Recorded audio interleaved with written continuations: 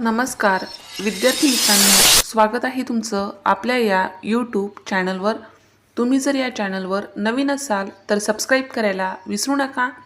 आज आपण पाहणार आहोत वर्ग 5वी विषय परिसर अभ्यास भाग 1 प्रकरण 11वे आपले घर व पर्यावरण।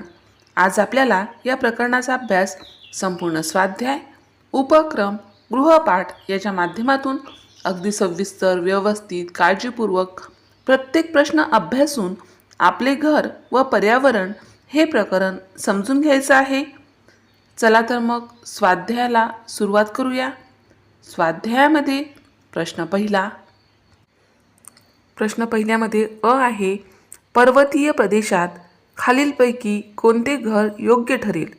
योग्य ठिकाणी टिक करा, त्यामागचे कारण लिहा। या ठिकाणी 4 घरांचे चित्र दिले आहे।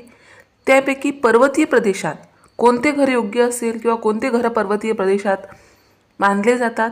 तर उत्तर आहे 1 क्रमांकाचं जे घर आहे ते पर्वतीय प्रदेशात अशा प्रकारचे घरं असतात। कारण पर्वतीय प्रदेशात वाऱ्याचे, थंडीचे व पावसाचे प्रमाण अधिक असते। त्यामुळे पर्वतीय प्रदेशात शेणामातीने सारवलेले गवताच्या छपरांचे बहुमजली कच्चे घर योग्य ठरत नाही, तर सिमेंट, विटा, कौले इत्यादी साहित्य वापरून बनवलेले भक्कम घर योग्य ठरते।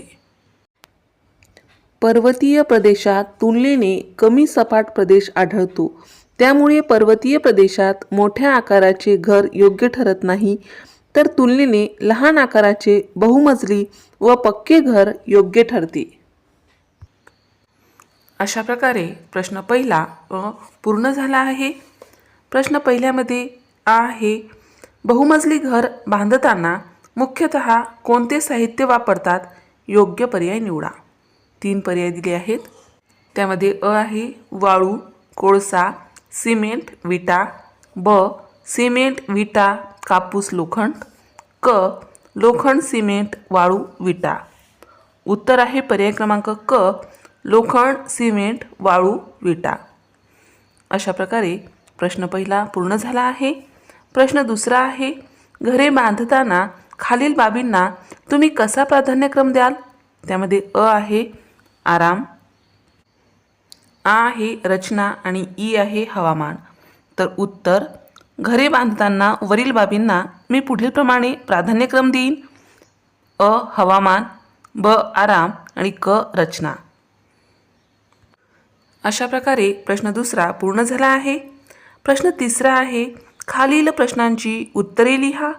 त्यामध्ये अ आहे, तुमच्या घरातील कोणत्या बाबी पर्यावरणपूरक आहेत त्यांची यादी करा। उत्तर, सौरचूल, घरातील मोठ्या खिडक्या, ओल्या कचऱ्याचा वापर करून खत बनवण्यासाठी वापरण्यात येणारा मातीचा जुना मोठा माठ, तसेच घरासमोरील अंगणातील फुलझाडे। आ आहे, घरातील कोणती उपकरणे आपण सौर ऊर्जेच्या मदतीने वापरू शकतो?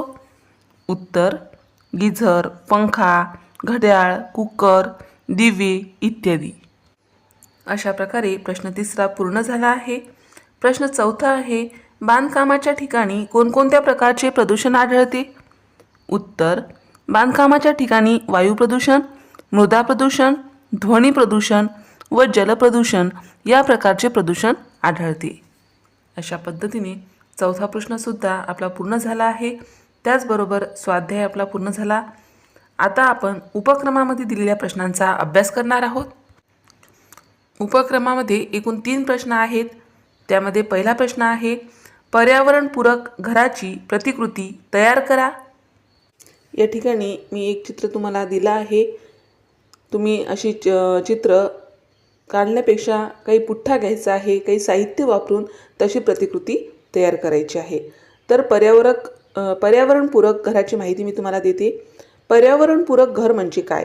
तर जे घर निसर्गाला हानी न पोहोचवता कमी ऊर्जा वापरून आणि नैसर्गिक साधनांचा योग्य वापर करून बांधले जाते, त्याला पर्यावरणपूरक घर म्हणतात। पर्यावरणपूरक घराची वैशिष्ट्ये बघा: सौर ऊर्जेचा वापर, सौर पॅनल, पावसाचे पाणी साठवण व्यवस्था, मोठ्या खिडक्या, नैसर्गिक हवा व प्रकाशासाठी, झाडे व बाग घराभोवती, वीज व पाण्याची बचत, पर्यावरणाला कमी प्रदूषण, पर्यावरणपूरक घराचे फायदे आहेत, निसर्गाचे संवर्धन होते, विजेचे व पाण्याचे बिल कमी होते, आरोग्यदायी व स्वच्छ वातावरण मिळते, भविष्यासाठी शाश्वत जीवनशैली तयार होते. निष्कर्ष: पर्यावरणपूरक घरे ही निसर्गतः आणि यांच्यातील संतुलन राखणारी घरे आहेत. अशी घरे बांधल्यास पर्यावरणाचे संरक्षण होऊन पुढील पिढीसाठी स्वच्छ पृथ्वी मिळू शकते.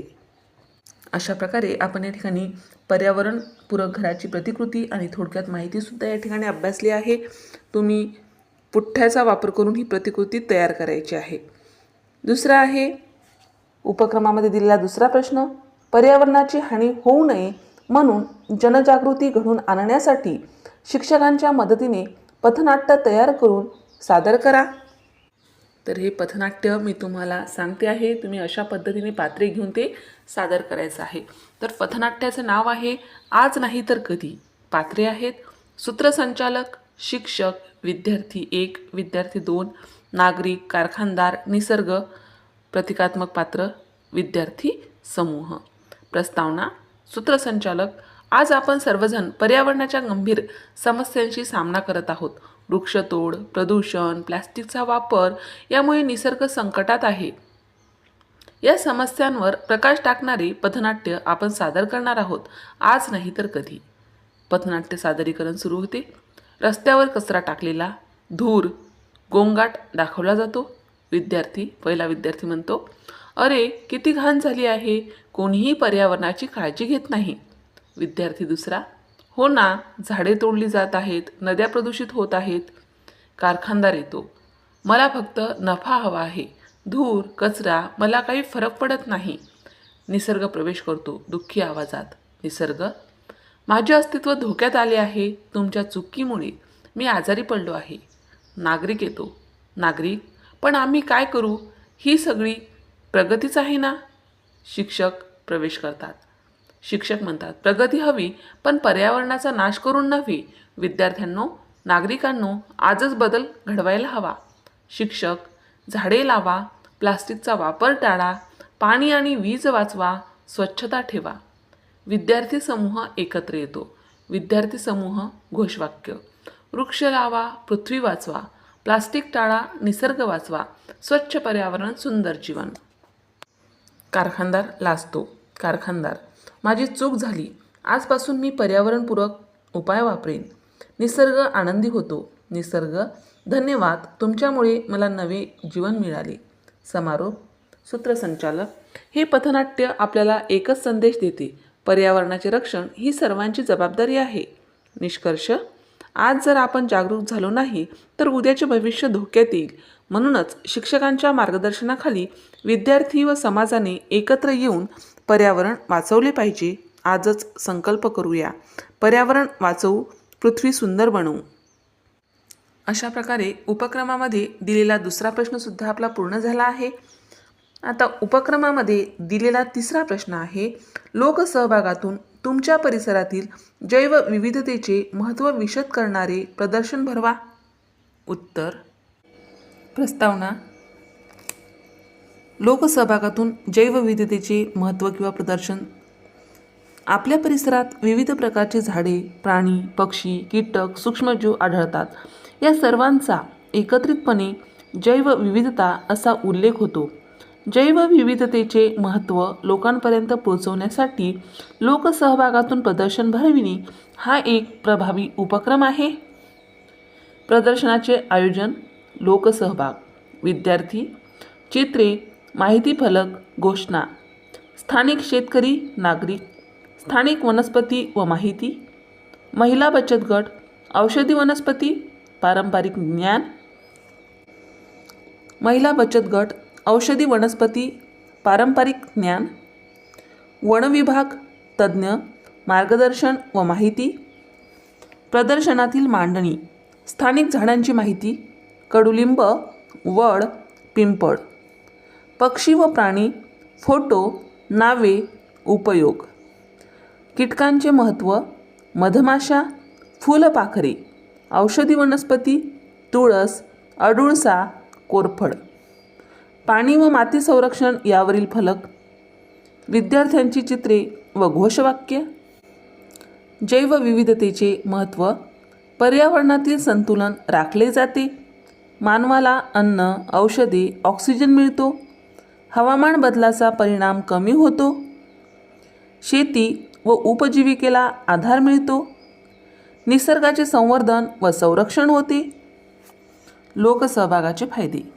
लोकांमध्ये जागृती निर्माण होते, पर्यावरणाबद्दल जबाबदारीची भावना वाढते, सामूहिक प्रयत्नातून संवर्धन शक्य होते. निष्कर्ष.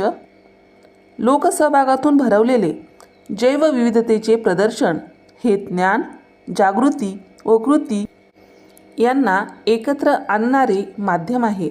अशा उपक्रमामुळे आपल्या परिसरातील जैवविविधतेचे महत्त्व समजून ती जपण्याची प्रेरणा मिळते. अशा प्रकारे उपक्रमामध्ये दिलेला तिसरा प्रश्न पूर्ण केला आहे. आता वेळ आहे आजच्या गृहपाठाची. तर आजचा गृहपाठातील प्रश्न आहे, पक्षी आपल्या घरट्याचा वापर कशासाठी करतात? आणि दुसरा प्रश्न आहे, पर्यावरणाची हानी टाळून घरे बांधण्यासाठी आपल्याला काय काय करता येईल? या प्रश्नाचे उत्तर थोडक्यात आठवणीने कमेंट बॉक्समध्ये लिहून पाठवा. अशा प्रकारे वर्ग 5वी विषय परिसर अभ्यास भाग 1 प्रकरण 11वी आपले घर व पर्यावरण या प्रकरणाचा संपूर्ण स्वाध्याय, उपक्रम, गृहपाठ आपण अभ्यासला आहे. अशाच प्रकारचे विविध वर्गाचे विविध विषयाचे स्वाध्यायासंबंधित परीक्षेसंबंधित व्हिडिओ पाहण्यासाठी आपल्या या चॅनलला सबस्क्राईब करा. आम्ही बनवलेले सर्वच व्हिडिओ लवकरात लवकर तुमच्यापर्यंत पोहोचण्यासाठी बाजूला दिलेल्या बेल आयकॉन बटनवर क्लिक करा. तुम्हाला जर हा व्हिडिओ आवडला असेल तर नक्की लाईक करा. काही समस्या असेल, काही अडचण असेल तर कमेंट करा. शक्य असेल तर मित्रमैत्रिणींमध्ये शेअर करा. आणि सर्वात महत्त्वाचं म्हणजेच तुम्ही हा व्हिडिओ शेवटपर्यंत पाहिल्याबद्दल धन्यवाद.